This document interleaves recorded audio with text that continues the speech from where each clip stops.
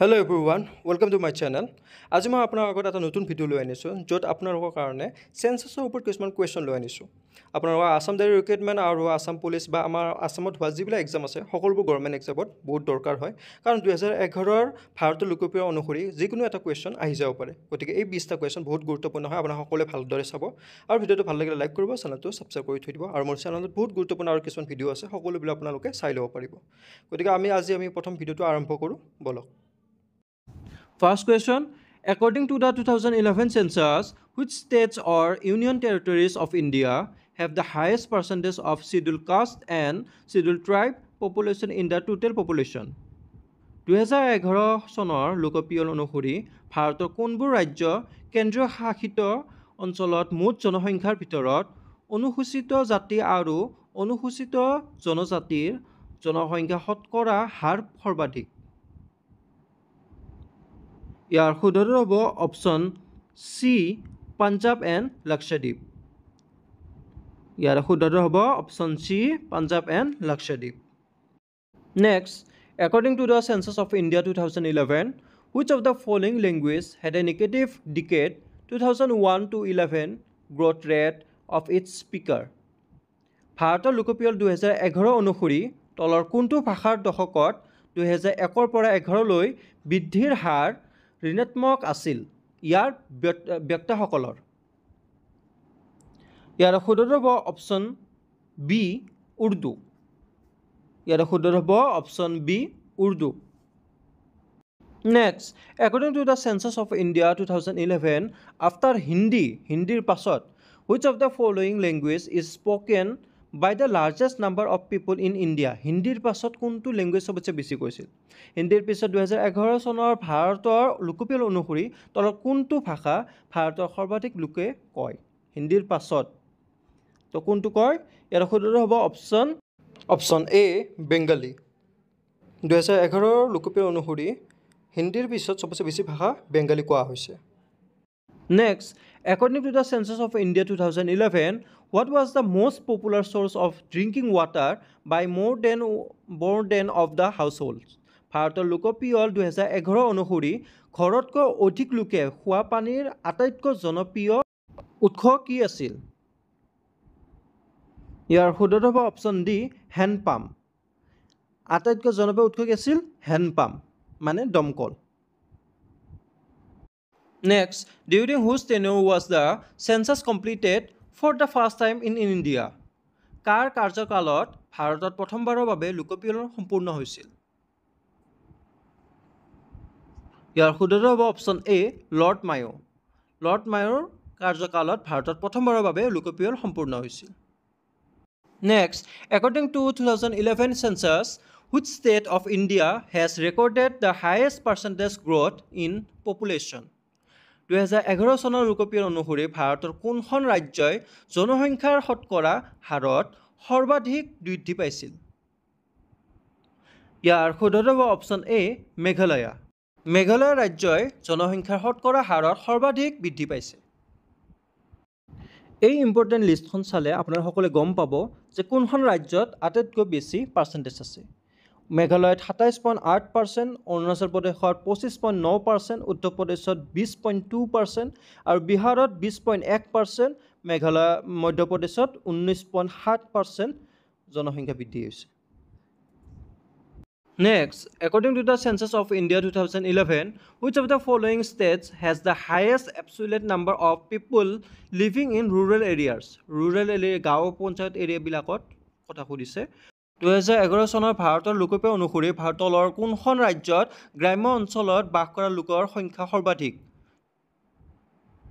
ইয়াৰ শুদ্ধ হ'ব option D Uttar Pradesh.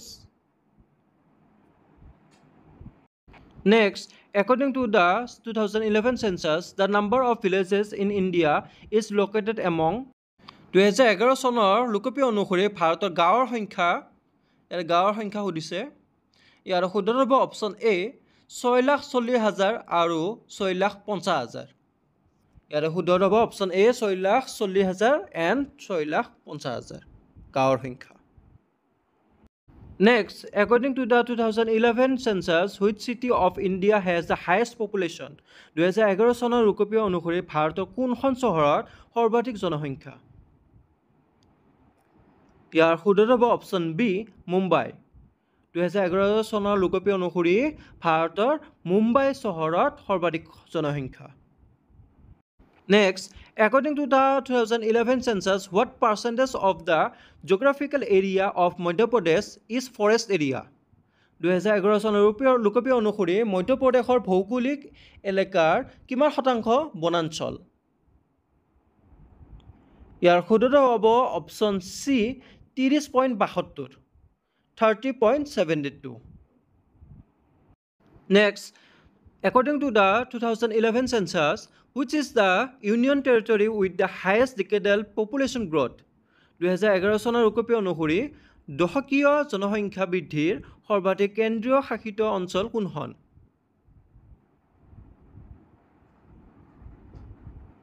ইয়াৰ শুদ্ধ হ'ব option D Dadra and Nagar Haveli. Dadra and Nagar Haveli হৈছে ইয়াৰে শুদ্ধ উত্তৰ।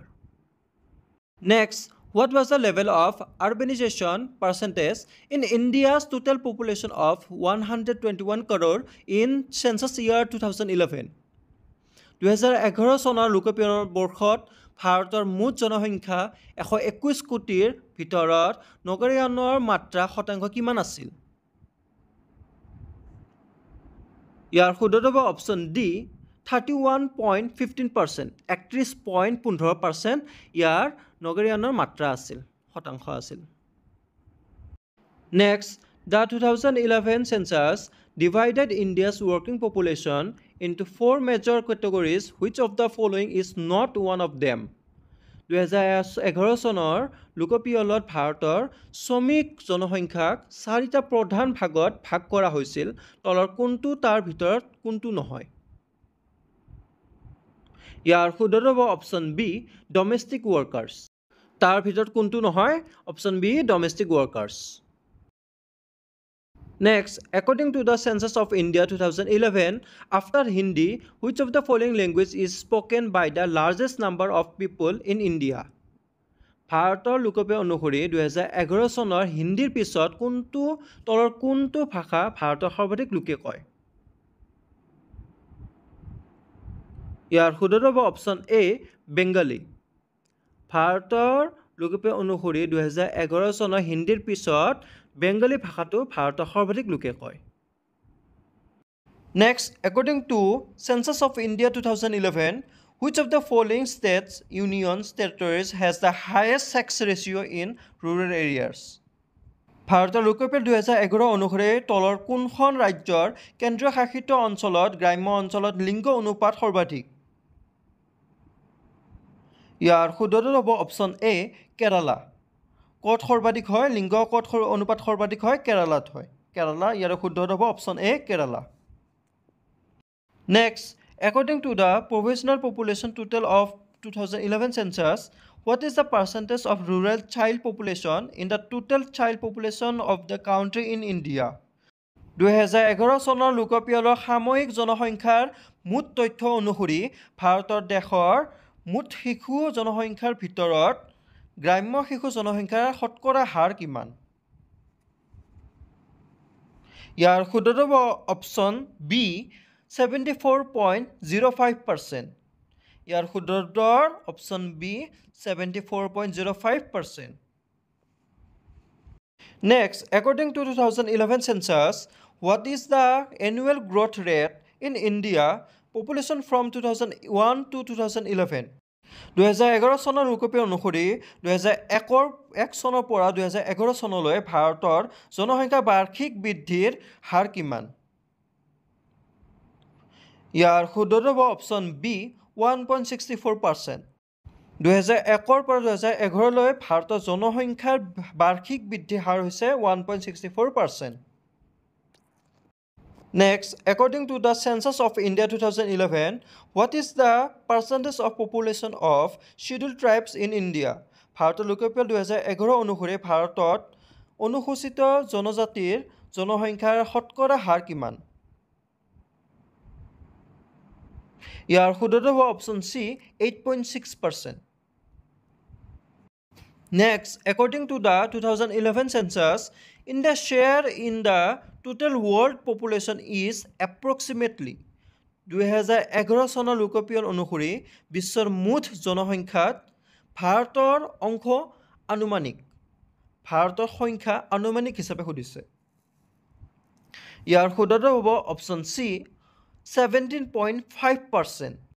2011 চনৰ লোকপিয়ল অনুসৰি বিশ্বৰ মুঠ জনসংখ্যাত ভাৰতৰ অংশ হৈছে 17.5% আৰু এইটো হৈছে আনুমানিক Next, as it last question hoy, in the census of India, a person who works more than 10 days in a year is considered as key employee. ভাৰতৰ লোকপিয়লত বছৰত 10 দিনতকৈ অধিক কাম কৰা ব্যক্তিক মূল কৰ্মচাৰী বুলি গণ্য কৰা হয় কিমান দিন কাম কৰিলে ভাৰতৰ লোকপিয়ল অনুসৰি আৰু বছৰত কিমান দিন কাম কৰিলে সেই ব্যক্তিজনক মূল কৰ্মচাৰী বুলি গণ্য কৰা হয় ইয়াৰ শুদ্ধটো হ'ব অপশ্যন ডি 183 দিন 183 দিন যদি বছৰত যদি 183 দিন কাম কৰে এজন ব্যক্তিয়ে সেই ব্যক্তিজনক মূল কৰ্মচাৰী বুলি গণ্য কৰা হ'ব তো আজিৰ এই 20টা কোৱেশ্যন বহুত গুৰুত্বপূৰ্ণ হয় কাৰণ এক্সামত আপোনালোকৰ এই 20টা সেন্সাসৰ ওপৰত এটা হলো আহিবই 2011 সেন্সাসৰ এই 20টা কোৱেশ্যন মই দিছো ইয়াৰ ভিতৰত এটা হলো আহিবই গতি আপোনাৰ সকলে ভালদৰে ভিডিওটো চাব আৰু ভিডিওটো ভাল লাগিলে লাইক কৰিব আৰু চেনেলটো সাবস্ক্ৰাইব কৰিব আৰু ভিডিওটো শেয়াৰ কৰিব আৰু কোনে কেইটা পাৰিলে হেইটো মোক কমেন্ট সেকশনত জনাব 20টা ভিতৰত কোনে কেইটা পাৰিলে হেইটো মোক কমেন্ট সেকশনত জনাব আৰু এনেকুৱা ধৰণৰ নতুন নতুন টপিক পাই থাকিলে সকলে মোৰ চেনেলটো সাবস্ক্ৰাইব কৰি থৈ দিব তো আজিৰ ভিডিওটো সামৰিলো নেক্সট আৰু নতুন টপিকৰ ওপৰত আপোনালোকক লগ পাম